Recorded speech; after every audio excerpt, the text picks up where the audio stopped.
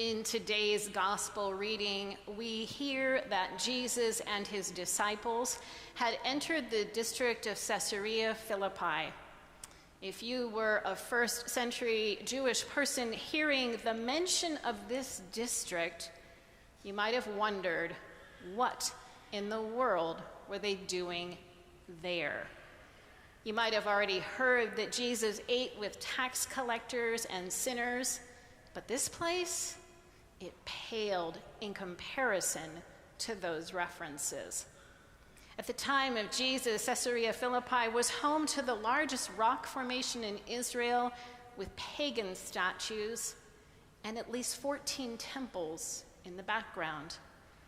The Greek god of shepherds and wild animals, Pan, was worshipped here, and there were numerous displays of Roman imperial power throughout the city.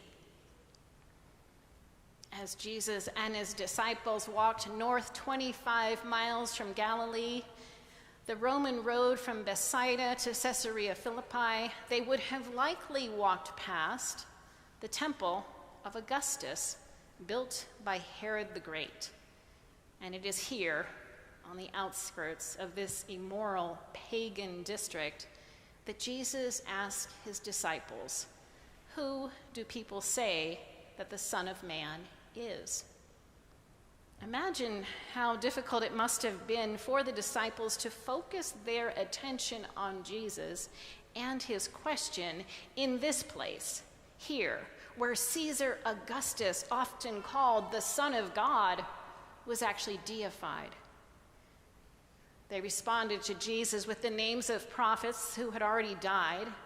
Most recently, Jesus' cousin, John the Baptist. They also mentioned the prophets Elijah and Jeremiah. They were thinking back, who had they heard of that might have been worthy of this auspicious title?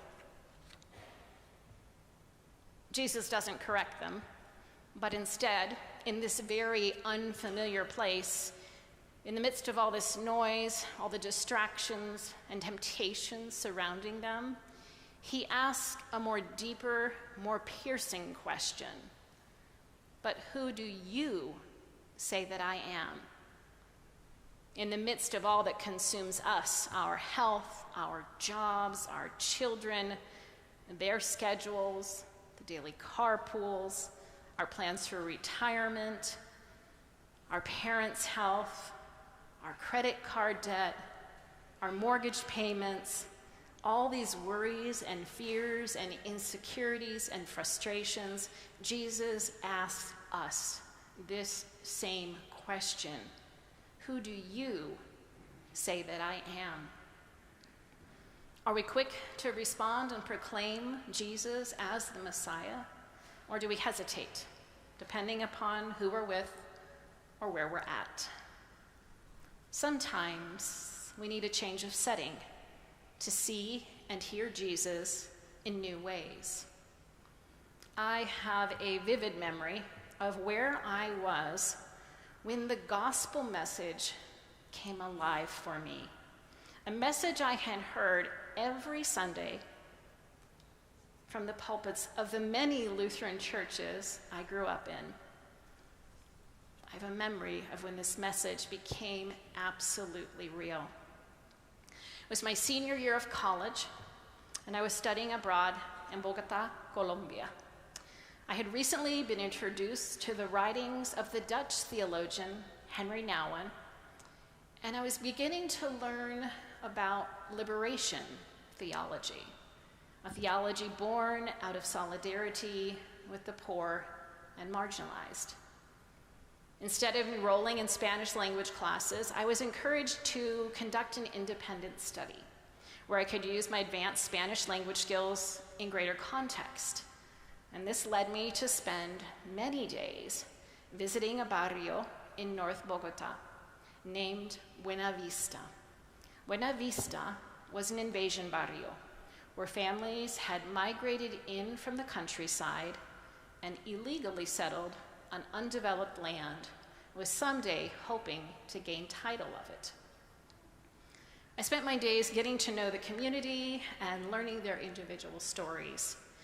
To get to and from Buena Vista, I would travel on a local city bus. Everything about these visits flooded my senses. The sights, the sounds, the smells, the voices, the music, the food, the conversations, the children playing in the streets, the simple, concrete homes, the lack of electricity, and the lack of running water. One day, after an emotional visit, I boarded the city bus, and I audibly heard a voice that said, "I am here." I was stunned for a moment. I looked around. No one was speaking to me. In that moment, I knew it was Jesus. He was here with me. I had never experienced material poverty to this degree, and yet it was here in Buena Vista that I began to see Jesus alive and present and living in the midst of this community. The neighbors helped neighbors. The older children watched out for the younger children, and strangers over time became friends. Jesus was here, intermingling with us. He was alive, and he was in our midst. Who do you say that I am? In our gospel reading, the disciple Simon Peter had tremendous certainty. He replied to Jesus with fervor, "You are the Messiah and the Son of the living God." Jesus blessed him and his proclamation. This proclamation wasn't anything Peter had arrived at on his own. He hadn't studied the ancient scriptures for wisdom, but he had spent many hours, many days, many months alongside Jesus.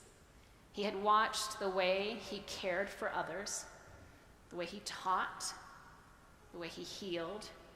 This revelation that Jesus was the Messiah, it was revealed to him through God as a gift. God did not demand Peter to follow any new commandments or present any animals for sacrifice.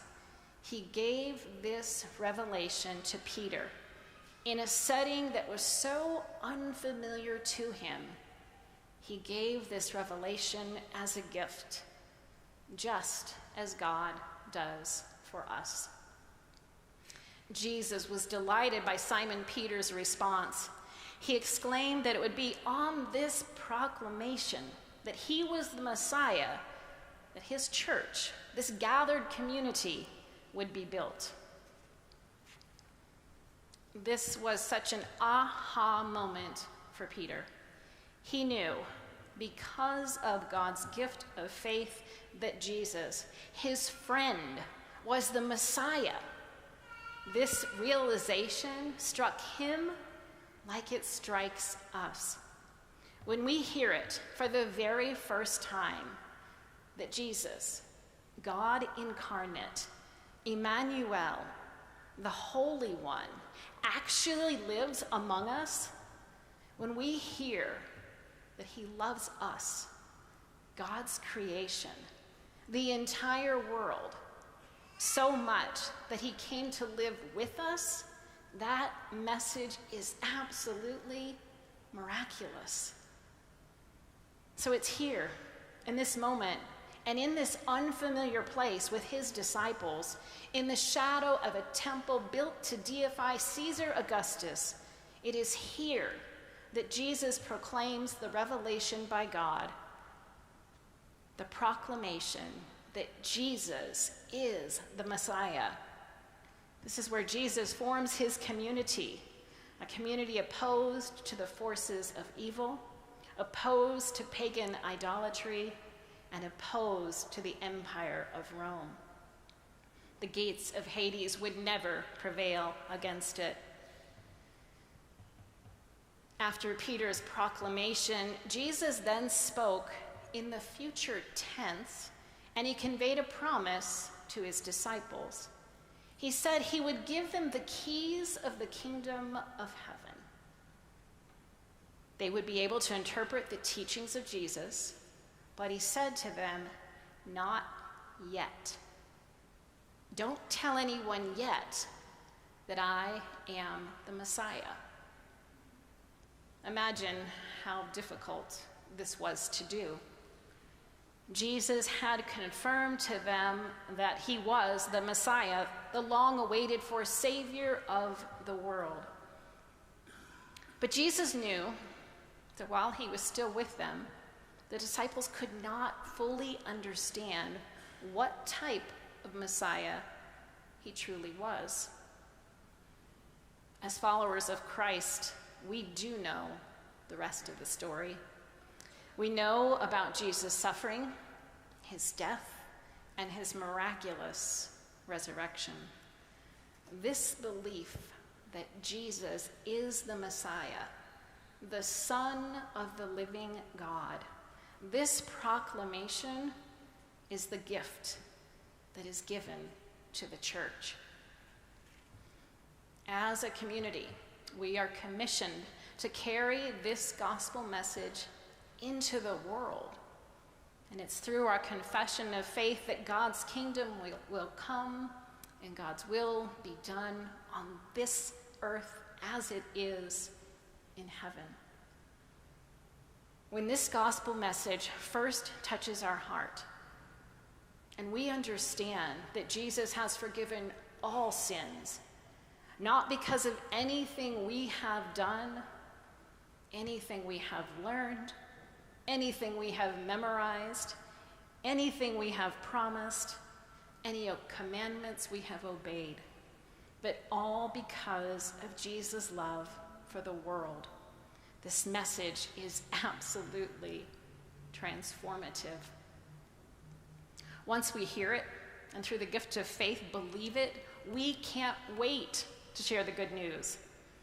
As Henry Nouwen wrote, when God's way becomes known to us and practiced by us, hope emerges for the other. When I returned from my semester in Colombia, my heart was on fire for Jesus. I returned to campus, and I changed my entire career focus with one semester left to go in college. Instead of international business, I was going to work in the field of social work.